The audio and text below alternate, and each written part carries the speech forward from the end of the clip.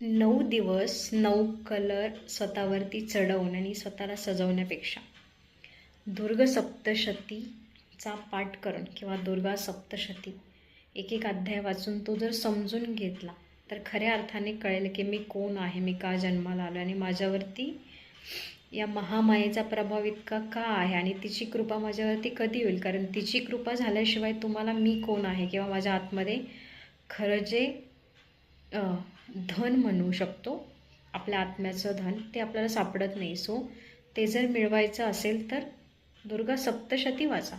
9 दिवस वेगवेगळे कलर घालून स्वतःला आपण सजवत राहतो. त्याचा काही अर्थ नाही, कारण जन्माला येण्यापासून तर मृत्यूपर्यंत आपण खूप अनकॉन्शियसली जीवन जगतो. माहीतच नाही जन्म कसा झाला आणि काय झालं आणि मृत्यूच्या वेळी काय होतं हेही कळत नाही. सो जर आपण समजून घेण्याचा प्रयत्न केला तर आपल्या जीवनासाठी ते सगळ्यात जास्त लाभदायक आहे असं मला वाटतं.